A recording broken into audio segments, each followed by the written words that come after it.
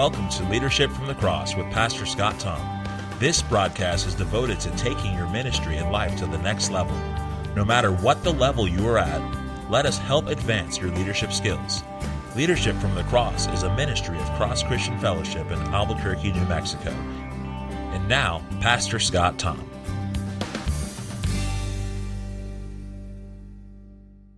According to the USA Today's Weekend magazine, depression disorders are the number one mental health problem in the United States, costing Americans more than $42 billion a year in doctor bills and workplace losses.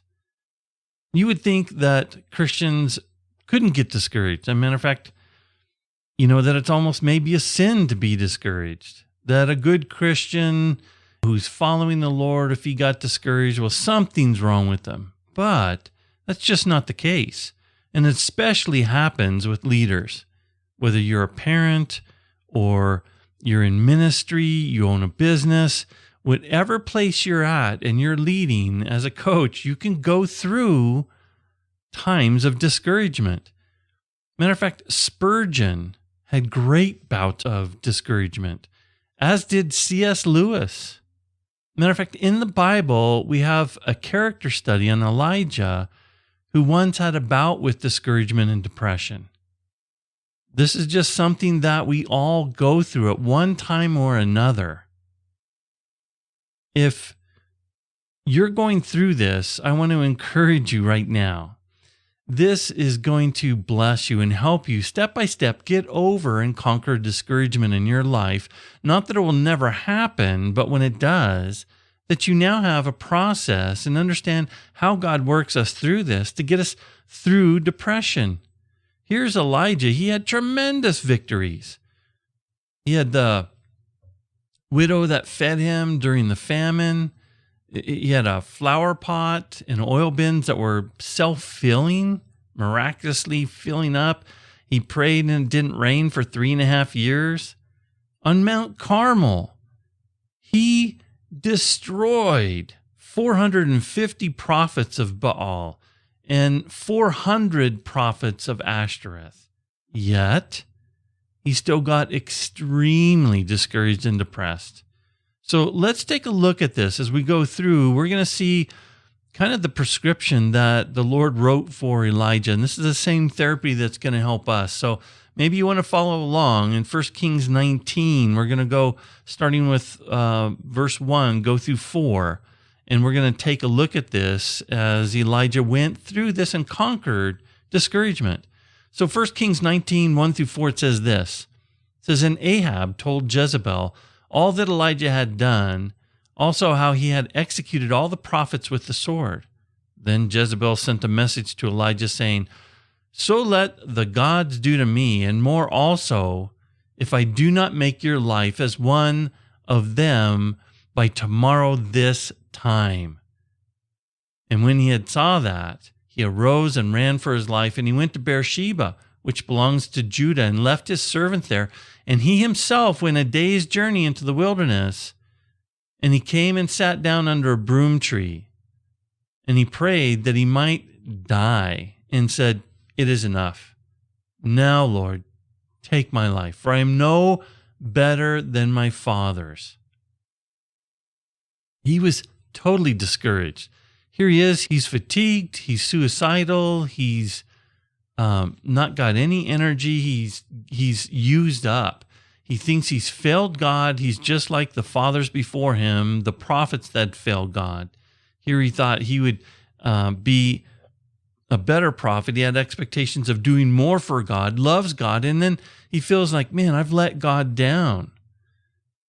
He just feels like a failure. And he's extremely discouraged. He's depressed. Well, there's 4 main causes of discouragement and depression. 4 main causes. And almost everything fits into these categories. Let's go through these, then we're going to talk about how God worked with Elijah to bring him out of these areas. The first is a mental cause. You have a fear that comes up. A fear of tragedy, a fear of failure, a fear of letting someone down, a fear of rejection. And it dominates your thinking. It dominates my thinking. We go through this. It runs through our mind all the time. Loss of a job or loss of a spouse or loss of a friend. These fears aren't from God. In 2 Timothy 1:7, it says, "For God has not given us a spirit of fear, but of power and of love and of a sound mind." So we have to battle this mental stress that comes upon us. The next one is emotional cause. So number one is a mental cause, okay? What goes through our mind, what's playing through our mind. The next is this emotional cause. It's something that's playing with our heart, our emotions, our gut feelings. And a lot of times this is because we have certain expectations. I imagine he expected this great revival to happen, and people turn towards, yeah, let's serve God, yes. And then when the threat came to his life from Jezebel, it doesn't seem like anybody rallied around him, or at least he didn't think so. And he had this expectation that things were going to go smoothly. God answered. He did answer tremendously. And yet now, because of this threat on his life and not seeing quite the reaction from the people, he ran. He got depressed. And when you have expectations about your life and you think it should be at a certain level, or certain things should be happening in school, or certain things should be happening, I should be married by now, and you have letdowns, it just seems to compound all these things where our expectations aren't met. And when your expectations aren't met, you feel depressed, discouraged, let down, and long-term depression can kick in. Being a police chaplain, I've been on many call-outs, and one of them was for a young man, 19 years old. And he had just dropped out of college. He lost his girlfriend, and he had a delay in the job that was promised him. And he got depressed. Wrote his family a note, drove out in his vehicle out into the mesa, and he shot himself. And it's so tragic because I have to go inform his mother. That's what the police chaplain does. And she's like, why? He had his whole life in front of him. Why would he do this? He could always re-enroll in school. There's always another job. There's always another girl that he could go out with. And this is the problem. Be careful. Be so careful not to make a permanent choice on a temporary feeling. Feelings are temporary. I always have to tell myself this. When I'm down, I'm discouraged. I'm like, look, this is going to pass. Today I'm depressed. Tomorrow is a different day. Tomorrow, certain things can happen. I could be sky high tomorrow. And when I'm sky high and like, yeah, everything's going great, you've got to temper that a little bit and say, it's all right. I can celebrate, but I'm not going to get too caught up in it because, things are going to be up and down. So this is something that we've got to deal with on a regular basis.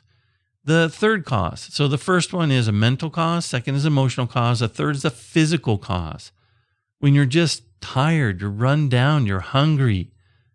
When you're emotionally drained, it can cause you to be physically drained. When you're physically drained, it can cause you to be emotionally drained and mentally drained, right? And spiritually drained in all areas. So this is important. Yes, it's the physical realm, but it's important spiritually that you keep yourself up physically. So Elijah just went through this emotionally draining contest with these false prophets. I'm sure he had a lack of sleep. This was an intense drama. There were things that had been going on before. And now he just traveled close to 120 miles. He's not eating properly. He's not sleeping properly. He's stressed. Hey, I become grouchy just when I'm a little bit hungry or a little bit tired. I don't know about you, but sometimes I'm a little bit hungry or tired, and I try to because I'm a Christian and you're a pastor. You go to express yourself with graciousness, but even when it takes a long time at a restaurant and you've been ministering for hours and hours, you haven't eaten. For example, there's times where I haven't eaten since the evening before, ministered all day. Now it's 3 p.m. the next day. It's been 18 hours since I've had anything. You've ministered to people. You've moved things around the church. You're physically kind of spent, emotionally kind of spent, mentally kind of spent. And you can get tired and grouchy and hungry. And I have to pull back and go, I will get fed. Even if they mess up the menu or mess up my order, eventually I'm going to get fed. Even if I have to drive home, I'm going to get fed. There are restaurants all around here. There is a food store right down the street. This isn't the Serengeti. I don't have to vie against all the other animals and go find and kill my meal. There's food abundant here. So we've got to make sure on this area that we identify that, if that's one of the causes. And the fourth and last cause here is spiritual cause. You can be let down after a spiritual high. This is oftentimes called Blue Monday for pastors. You may not know that term. Other pastors may not know that term, but many pastors do. It's Blue Monday. And this is strange because I've experienced this. I could have a tremendous service. New people coming to a church, people getting saved, people complimenting you after a service. Pastor, that was such a good service, man. It was like you read my mind. It was just what I needed. Thank you. I'm not just saying that. It really did help. And then the next day comes and you just feel drained and exhausted and down and depressed. Like there's a number of reasons why. Sometimes you feel like, man, I got to do this all over again. I've got to come up with another sermon. I've got to study. I've got midweek sermons coming up. I have counseling appointments. I've got other things coming up. You may feel this as a parent, wow, we had a great time, a birthday. But then, wow, Monday's here and you still got work. There's still laundry to do. There's still groceries to buy. There's still meals to prepare. There's still diapers to change. And you could be like, this feels never ending. And even though we've had small victories, I'm discouraged. So you got to be careful that you don't let yourself get spiritually dry and drained. And this is something that happens, it seems to happen right after a crescendo. Something great happens with the Lord, right? And if you've been a Christian any time at all, you kind of have this mountaintop valley experience where you come down from the Mount of Transfiguration and everybody seems to be demon possessed. It just seems like the thing that I want to happen, and it did happen. Why am I not happy? Let's see how God handles this, though. Let's see God's prescription for discouragement, overcoming this discouraged heart. In 1 Kings again, 19, 5-8, it continues. He says this, "Then as Elijah, lay and slept under a broom tree, suddenly an angel touched him. He shook him. And he said to him, 'Arise and eat.' And he looked, and by his head, there was a cake baked on coals in a jar of water." So he got angel food cake and iced tea or whatever it was. So he ate and he drank and he laid down again. And the angel of the Lord came back a second time and touched him and said, "Rise and eat, because the journey is too great for you." So he rose and ate and drank, and he went in the strength of that food 40 days and 40 nights as far as Horeb, the mountain of God. So we see something here. Immediately God dealt with the area that is overlapping to everything else, and that is the physical area. So he made him recharge physically. So that's the first thing you should do. If you're emotionally drained and spiritually drained and mentally drained, but especially if you're physically drained, deal with the physical first, because you can't bless the other areas very much unless physically you're recharged. We're stuck in this body. We're in this tent. Get the tent back up in order. So if you're exhausted, you're all these things, these emotions, things going around, you got to be careful because temptations will catch up with you. So here's what God did. He says, sleep, eat, and especially rehydrate. Okay, get in a comfortable place. He's under this broom tree at the time. That was the most comfortable place. So try to get back home in your bed with food that is healthy food and nourishing, and rehydrate with healthy portions of water, several glasses of water. then get your sleep. Get up and do it again. Then start tackling this. Don't just go to work. I'm going to work myself to death. That doesn't work. Psalm 127:2 says, "It is vain for you to rise up early and to sit up late, to eat the bread of sorrows, for so he gives his beloved sleep." The more you give yourself to work, the more work there is. So you're not going to conquer this just by putting your nose to the grindstone. Sometimes there's a time for that. But you have to slow down. You have to reorganize. You have to move forward. Otherwise, you'll get discouraged. Now let's go on in verses 9 through 18. 1 Kings 19, 9 through 18. Let's read this. It says, "And there he went to a cave, and he spent the night in the place. And behold, the word of the Lord came to him, and he said to him, 'What are you doing here, Elijah?'" Now, this is great. If you're ministering to somebody else who's depressed, ask them open-ended questions. Don't just beat them and batter them because you're a Christian. You shouldn't be feeling that way. Let them vent a little bit. One, it shows that you love them. Two, it shows that you value their opinion. Even if their opinions and their excuses are kind of lame, just listen to it. Listen to it. And so here's what Elijah said, verse 10. So he said, "I've been very zealous for the Lord of hosts, for the children of Israel have forsaken your covenant, torn down your altars, and killed your prophets with the sword. I alone am left, and they seek to take my life." So this is very dramatic, but he's very real. This is what he's thinking. God, I'm for you, and I'm disappointed. He's, in a sense, a little disappointed in God in the outcome, right? For the children of Israel, they're not really turning this around. They've forsaken your covenant, so they're sinners. They've torn down your altars. People can't even sacrifice to you. The people who want to come to you can't even do it. On top of that, they've killed your prophets, and I'm the last prophet left, and they're about to kill me. You know, kind of like, good job, God.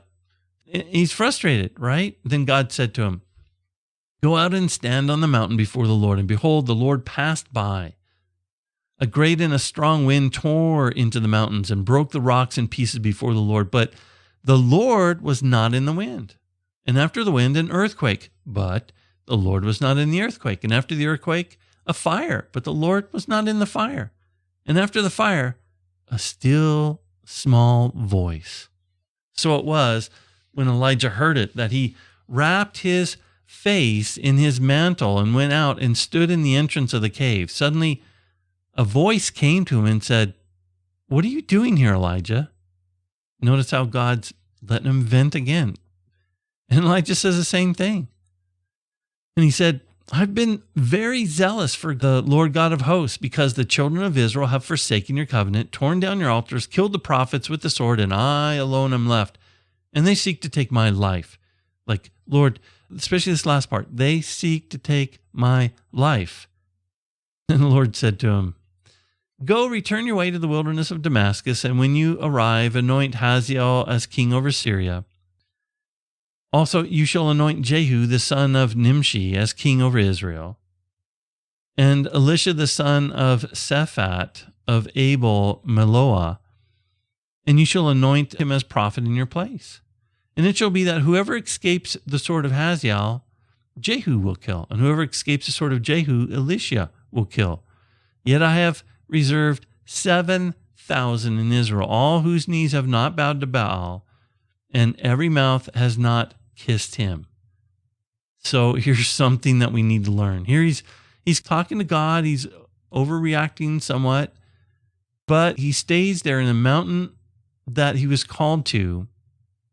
And this is the place you can remember the promises of God, because this is somewhere that he could connect with God. This is a place where God gave the 10 Commandments. It's also where Moses struck the rock and water came out. It's where God's glory descended upon. It's kind of a place for remembrance, a place where God's covenants and promises were given. So this is some place that you should go to and seek God. Maybe it's just an office where you can close your door, or it's out in the wilderness or in the backyard, or some place where you can vent to God and air your frustrations and do it. Don't hold back. Vent your frustrations.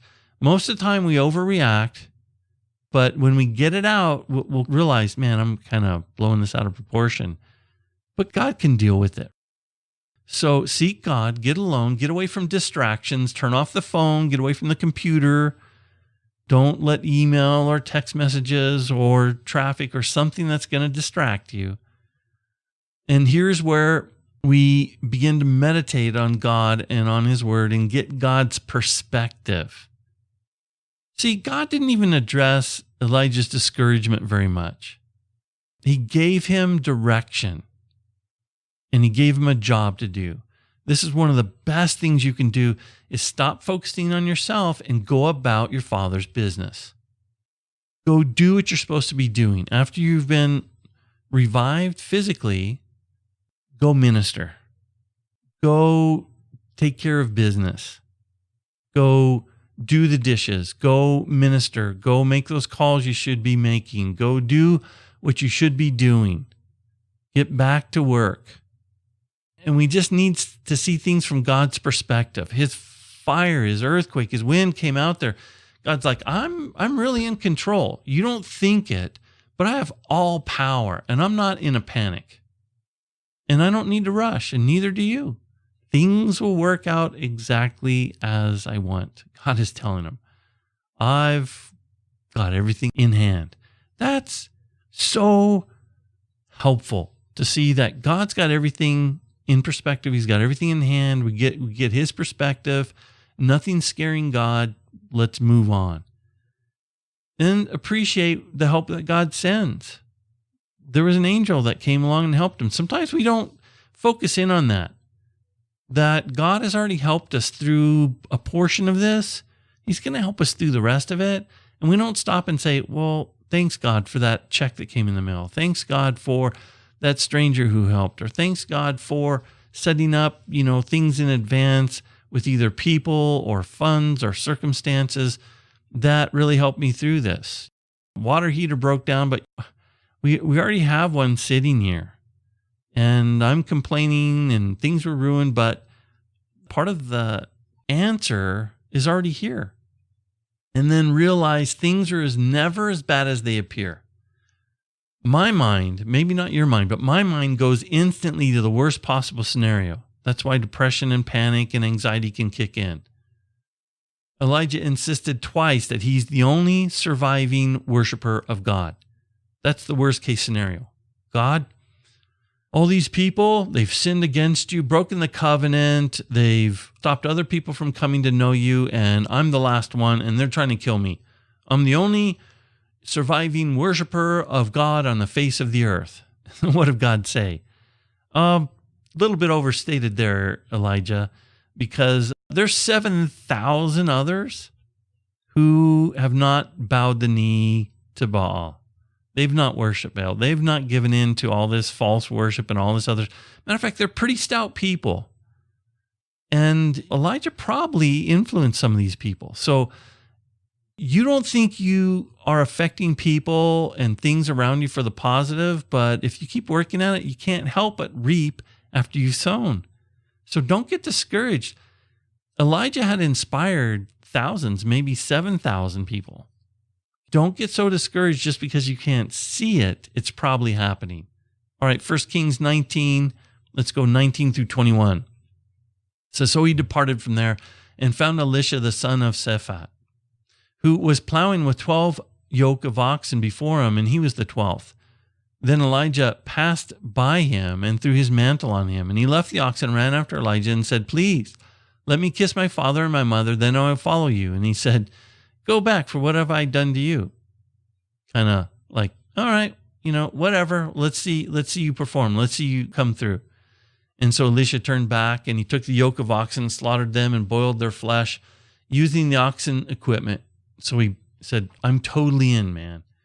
And he gave it to the people, and they ate, and he rose and he followed Elijah, and he became his servant. Now look, he left a servant back who just wouldn't run with Elijah. And now God says, go find this guy. I've got Elisha. He'll be with you. Now look at the commitment this guy has. Throws his mantle on him, and he goes, look, I am all in. but let me go prepare things, tell my mother and father what's going on, and then I'm going to follow you. And he goes, okay, let's see what happens. So he's all in.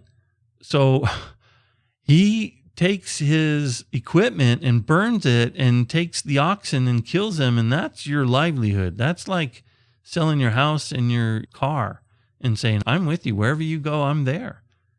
And that's basically what he did. So he didn't think anybody was as dedicated as he was. God leads him right to a man who's just as dedicated, if not more so, and loves the Lord even as much as Elijah. And that's got to be encouraging. And so we've got to not give up hope and seek godly friends and ask God, bring me somebody. And here's God given Elisha to Elijah as this person who's going to come and share the load. A great friendship began to happen. Ask God to bring those friends and allow friends, not every friend, don't unload on every friend, but somebody who's able to take some of the ministry burden off you, some of the things that you can delegate as a family or as a leader and say, and you can even, if you're a coach, you can give some of these things to your players. A teacher can give this to some of the students. The parent should give some of this to the children. Find other people that you can share this with. Then go about your business, the business that God has given you, whether it's to take care of business or ministry or family or whatever. Be renewed in it. Set new assignments, new goals for you to work on. Rediscover your purpose and throw yourself back into that work that God's given you and have pride in it.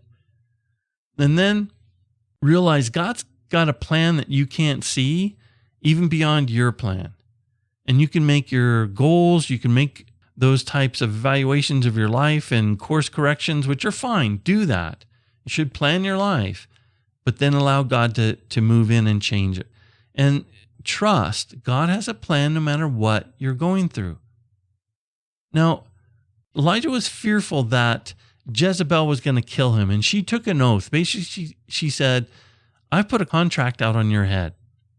And Elijah, if you're not dead tomorrow, then the gods curse me, so to speak. And that's just a potent way of saying I'm coming for you and nothing's going to discourage me. And even if it kills me, I'm putting a hit out on you. And so he's frustrated, he's confused, he's discouraged. But look what God did. God said, you go set up Jehu. And then Jehu's going to do this, and it'll follow from that. And here, what we begin to see is that Jehu is the person who caused Jezebel to be put to death. They threw her down, right? And here, she had a horrible death. And then all of Ahab's family gets wiped out. And then he gets so excited that all the rest of the worshipers of this false god Baal are destroyed. By Elijah going and anointing Jehu, over a short period of time, there's not one single person left alive to pursue Elijah or any of the prophets. God totally dealt with this problem. And it's the worst problem you could have, right? Think of the worst case scenario. Somebody wants to kill you. God's got it handled. So as we go through this and we look at this, let's come to a conclusion here. If you're feeling this, and sometimes we all go through this, you're feeling overwhelmed, you're feeling distressed, discouraged, and depressed, God wants to renew your strength. He wants to restore your soul, just the way he revived Elijah. There's a pattern to this, okay? Start with the physical, move to the calling and ministry, and allow God to begin to work on these areas. Spend time with him, work on the spiritual, and then the mental will begin to fall in place as he gives you new direction and put you back at work, and you start seeing something that you can accomplish, and you'll begin mentally to come back to this. Now, it doesn't mean that you're not going to have another time of discouragement, but when you do, walk through these steps and then realize God's got it handled. He loves you dearly. Luke 12:6 says this, 6 and 7. It says, "Are not 5 sparrows sold for 2 copper coins, and not one of them is forgotten before God? But the very hairs of your head are all numbered. And do not fear, therefore. You are more valuable than many sparrows." It's one of those contrast statements. If God cares about sparrows, you're far more important than sparrows. How much more then is God going to care about you? Sparrows are not made in the image of God. You are. And you're his child. He cares about you. And he will get you through these times. Don't allow this to be prolonged. Step up, get your rest, get your food, hydrate, go before God, and then get your assignments, go back to work, and you'll be built up in all these things.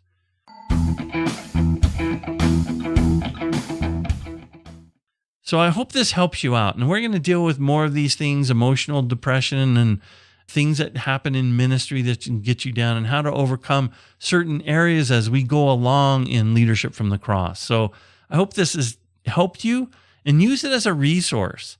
And can I ask you to go to iTunes and go to the area of Leadership for the Cross, and there's a way that you can actually rate the show.